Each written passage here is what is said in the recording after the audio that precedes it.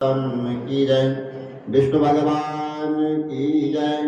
वैशाख महात्म की जय। 26वां अध्याय। श्रुतदेव जी कहने लगे कि संक ऋषि और व्याघ्र उसको इस प्रकार देखकर बड़े विस्मय से पूछने लगे कि तुम कौन हो और किस पाप से इस योनि को प्राप्त हुए हो, और अब किस शुभ कर्म से तुम्हारी बुद्धि शुद्ध हुई है और अक्षवक्ष तेरी मुक्ति हो गई है। संक के इस प्रकार पूछने पर पृथ्वी पर दंडवत गिरकर सिर झुकाकर और हाथ जोड़कर कहने लगा कि मैं कुशित मुनि का पुत्र रोचन नाम वाला प्रयागराज का ब्राह्मण था। आसन शयन निंद्रा लोकाचार्य व्याज लेना यह मेरा काम था। मेरा किसी के प्रति कोई भी श्रद्धा नहीं थी। इसी समय भगवान के प्रिय वैशाख मास में जयंत नाम वाला एक ब्राह्मण वहां आया और उस क्षेत्र के रहने वाले बहुत से हजारों स्त्री पुरुष उससे वैशाख मास की कथा सुनने लगे। सब लोग प्रातः काल स्नान कर मन लगाकर उसकी कथा सुनते थे।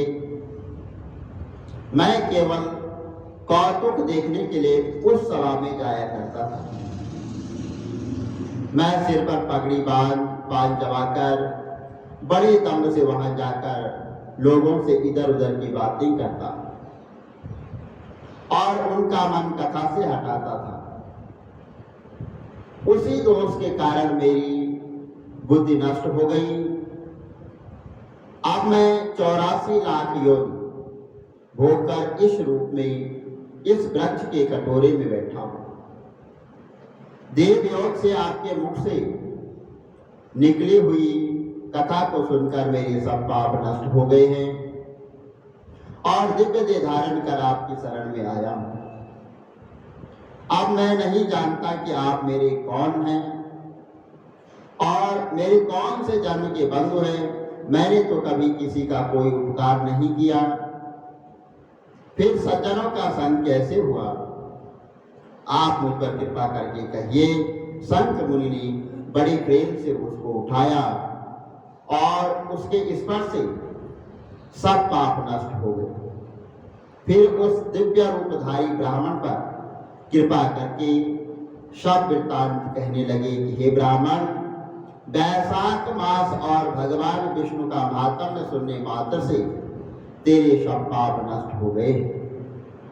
तू कर्म से अतिवाहित लोकों को जाकर फिर दर्शन देश में ब्राह्मण के घर में जन्म लेगा और वेद शर्म नामक के से प्रसिद्ध होकर सब विद्याओं में निपुण होगा।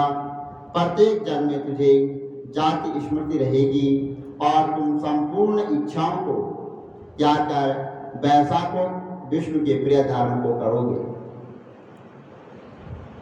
निष्पक्ष गुरु भक्त और जितेंद्र होकर उस जन्म में सदैव भगवान की कथा सुनने में तत्पर रहोगे और इस प्रकार सिद्धि को प्राप्त हो जाओगे और सब बंधनों से मुक्त होकर दुर्लभ मोक्ष प्राप्त करोगे। डरो मत, मेरी कृपा से तुम्हारा कल्याण होगा। जो किसी प्रकार श्रद्धाहीन होकर भी भगवान का नाम स्मरण करता है वहां निर्मल होकर मुक्त हो जाता है। जो श्रद्धा पूर्वक जितेंद्र होकर सुनता है फिर उसका कहना ही क्या है। जो भक्त से अथवा द्वेष से भी कथा आदि कहते या सुनते हैं अथवा भगवान की उपासना करते हैं वे सभी मुक्त हो जाते हैं। भगवान के भिन्न यश से अंकित जो अनेक नाम हैं उन्हें साधु महात्मा सुनाते और गान करते मनन करते हैं। ऐसे भगवान की सेवा न कष्ट उठाना पड़ता है न धन खर्च होता है, जिससे स्मरण मात्र में प्रकाश में धाम मिलता है। उस दयालु परमात्मा की शरण में हम जाते हैं। तुम भी उस नारायण की शरण में जाओ और वैशाख धर्म के कार्य को करो, इसी से भगवान तुम पर प्रसन्न होंगे। ऐसा कहकर मुनीश्वर चुप हो गए। तब व्याघ्र को देखकर वहां दिव्य पुरुष मुनीश्वर से कहने लगा, महाराज मैं धन्य हूँ, आपकी कृपा से मेरे पूर्ण भाग्योदय उत्पन्न हो गए। आपने मुझ पर बड़ी कृपा की है, जिससे मेरी यहाँ दुष्ट योनि चली गई है। ऐसा कहकर वहां परिक्रमा कर आज्ञा ले और स्वर्ग लोक को चला गया। जब संध्या हो गई तो शंख मुनि व्याघ्र सहित रात्रि को वहां ही रह गए और शंख मुनि भगवान के अनेक अवतारों और इतिहास की कथा सुनाते रहे। प्रातः काल में ब्रह्म मुहूर्त में उठकर सौद आदि क्रिया से निमित्त होकर सूर्य उदय से पहले ही स्नान कर संध्या वंदन और तर्पण आदि करके व्याघ्र को बुला उसके सिर पर प्रोक्षण कर वेद मंत्रों से अधिक शुभदायक फल देने वाला राम 2 अक्षर का मंत्र जपने के लिए बताया। संघ कहने लगे कि हे व्याघ्र, विष्णु नाम अनेक पापों को दूर करने वाला है, इसे हे व्याघ्र तुम निरंतर राम नाम का जाप करो, यह संसार के सब बंधनों को काटने वाला है। श्रुतदेव जी कहने लगे कि जूते दान करने से ही व्याघ्र को कितना दुर्लभ ऋषित्व प्राप्त हुआ है। जो कोई इस पाप नाशक कथा को सुनेगा उसका संसार में फिर जन्म नहीं होगा। बोल विष्णु भगवान की जय, वैशाख महतम की जय।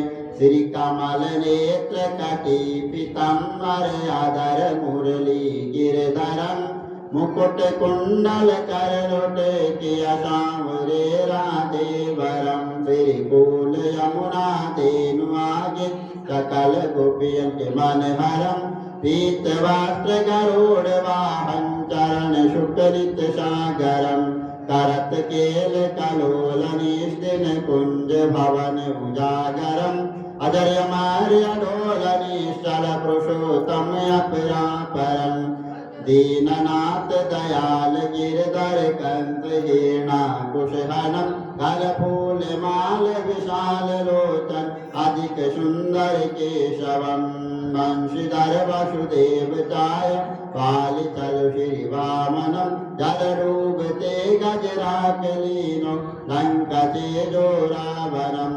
सप्तदीप नव खंड 14 भवन कीनो एक पदम। द्रौपदी की लाज राखी कहाँ लोपमा करम। दीननाथ दयाल पूरण करुणमय करुणा करम। कविदत्त दास विलास निश्चिन्नाम जप नित्य नागरम। प्रथम गुरु के चरण बंदो यश ज्ञान प्रकाशितम। आदि विष्णु जुगादि ब्रह्मा सेवते शिव शंकरम। श्री कृष्ण केशव कृष्ण केशव कृष्ण यदुपति केशव। श्री राम रघुवर राम रघुवर राम रघुवर राघवम। श्री राम कृष्ण गोविंद माधव वासुदेव श्री वामनम। मत्स्य कचवाराह नरसिंह पाहि रघुपति पावनम। मथुरा में केशव राजे गोकुल बाल मुकुंद जी। श्री वृंदावन में मदन मोहन गोपीनाथ गोविंद जी। धन्य मथुरा धन्य गोकुल जहाँ श्रीपति अवतरे। धन्य यमुना नीर निर्मल बाल बाल शकावर। नवनीत नागर कृत निरंतर सेवितर मन मोहितम। कालादि तट करत्र कीड़ा बाल अद्भुत सुंदरम। बाल वासव कविराज संग राधे भामिनी। वंशवट तट निकट यमुना मूल किटेर सुहावनी। हरिराज विष रघुवंश उत्तम परम राज कुमार जी। सीता के पति वाक्यन के गति जगत प्रणय आधार जी। जनक राजा धनुष बाण चढ़ावही। सती सीता नाम जाके श्री रामचंद्र प्रणामहि। जन्म मथुरा केल गोकुल नंद के हृदय नंदनम। बाल लीला पतित पावन देव की वसुदेवकम। श्री कृष्ण कलिमल हरण जाके जो भजे हरि चरण को। भक्ति अपनी देव माधव भव सागर के तरण को जगन्नाथ जगदीश स्वामी श्री बद्रीनाथ विशंबरम द्वारिका के नाथ श्रीपति के शवम प्रणवय श्री कृष्ण अष्टपद पढ़त निष्ठिन विष्णु लोक सगतम श्री गुरु रामानंद अवतार स्वामी कविदत्त दास समाप्तवम श्री कमल नेत्र समाप्तवम विष्णु भगवान की जय। वैशाख मातम की जय।